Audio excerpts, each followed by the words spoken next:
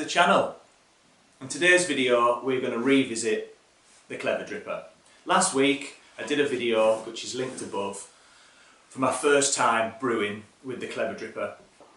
I promised myself I would spend the rest of the week trying to nail the best recipe possible, to share a bit of my logic and to sort of give you an insight in how I approach brewing. I realised quite early on that this brewer doesn't hold the full capacity it suggests. So this is a 500ml brewer, but from the first video I only managed to get about 480 grams of water into the brewer. So my first sort of point was, let's just work with the water. So I want to get as much brew as I possibly can in me on a morning, so I'm going to try and go to the maximum capacity. So I went in with 450 grams and didn't really change much really.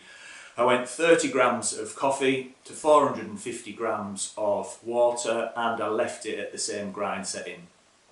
To be honest, it was a bit of a disaster. It took about 3.5 minutes to draw down, and what I got in the cup was something that was heavily strengthened, so it was sort of really heavy on the brew, and it was really astringent because it took too long to draw down. So that was the first day over. Second day, I wanted to keep the 450 grams of water, so I locked that in. That was my maximum capacity. So what I decided to do was I decided to reduce the dose, so reduce the amount of coffee that I was going to put in. So I knocked 5 grams off, went in with 25 grams, left the grind setting the same, and brewed. The drawdown was a lot quicker. I think I managed around about a 3-minute drawdown. And in the cup, it was really nice and light, quite delicate, so the strength felt right, but the drawdown was too long and there was still a lot of astringency in the coffee for the aftertaste, something I wanted to get rid of. So day 3, I decided to change the grind. So I locked in 450 grams of water, 25 grams of coffee, because I thought that felt like the right strength that I wanted. And I changed the grind setting. I went a bit coarser. So I knocked it a couple of clicks coarser, and the drawdown was just over 2 minutes. In the cup, it was pretty balanced. The astringency had disappeared, but the brew for me was just a little bit too light and too delicate. So day 4, I thought, this is it, I've nailed it. So I upped my dose by 2 grams, so I went in with 27 grams of coffee, 450 grams of water, and what I did was I left the grind exactly the same. So what I got overall was around about the same sort of drawdown time, if not a tiny little bit longer. Tasted it, and it was a good cup. It was balanced, it was delicate, but it just lacked something on the finish. So day 5, I'm going in, and this is the recipe that I came up with. So let's brew. Still using the same coffee, Guatemalan Finca Rabanales. I'm going to go in with 27 grams of coffee.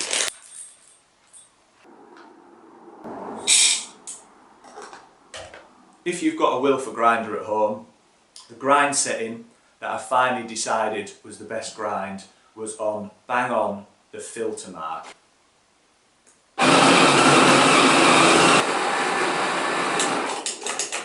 Ground the coffee, let's get the filter prepped. And all I do is give it a little fold at the bottom and a little fold down the side, and that will give you a nice snug fit for your filter. Then what we want to do is we want to wet the filter and just let that paper filter soak in all that water. Another thing, it helps the filter to stick to the brewer and just get a better purchase. Just makes life a bit easier. Right, let's get rid of the water. It's also a good technique if you want to get rid of the water into the vessel you're going to be brewing in. Gets it nice and warm, ready for the coffee to drop into. Still impressed with the coaster, although the seal is pretty fantastic on it. And another thing to mention, it's really easy to clean as well, but the little seal on there. I mean, it hardly ever drips at all, which is perfect. So we want to get rid of this water, and then we're going to be ready to start the brewing process. So we ground our coffee, 27 grams. Smells so sweet. Just give it a little shake just to flatten the bed off. Pop it onto our scales. Tear off our scales. We want to go in with 450 grams of off the boil water. 450 grams. Right, now we want to set our timer for 2 minutes. Right, 2 minutes is up, and because you start this brew off as an immersion, what will happen, all the grounds will get fully saturated and they will sort of stay at the top of the brew. So what you want to do is you want to knock those down, give it a really good stir, and then just leave it for another minute. Right, a minute is up. Now we're ready to start the drawdown. So you want to get yourself a timer for this. I'm just going to use my phone. Try and collect as much data as possible because you'll then know what you need to change if the cup doesn't taste that great. And let's start the drawdown. I'm looking for around about a 2-minute drawdown here. I found that that is probably as much as you need to extract some really great flavours without going past that sort of astringency, that astringent sort of taste you get on the back and the sides of your mouths when you've over extracted the coffee. But one little move I have been doing is when the brew gets round about halfway down the filter paper, I just take it off the brewer, give it a little shake, a little swirl, and then pop it back on.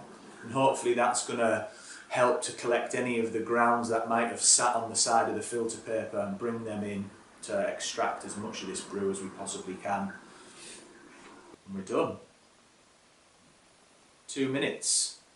And what you should get is a really nice, flat, even bed. And you know you've done a good job. And that's it really. Give it a little swirl around and we're ready to drink. So all in all, Clever Dripper, my thoughts on it. The brew it produces is more in keeping with a filter brew, which is not really what I expected. It's quite light and delicate, nice acidity comes through. But for me, I'm a bit more of a textural kind of dude. I like the big body richness, like an immersion brew creates. And this creates more of a filter style brew. If you're into that sort of thing, you will absolutely love this because it's so easy to use, so clean. The brewing time doesn't take that long. It does create a really good brew if you're into that filter style coffee.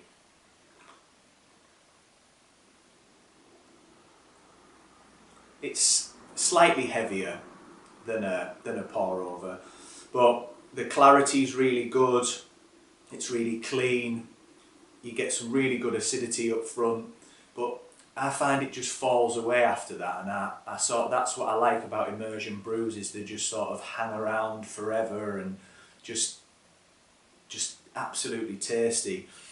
But to be honest, this does produce a cracking brew. I'll definitely be pulling it out every now and then just to remind myself of how good it was. And that's the Clever Dripper. That's my recipe.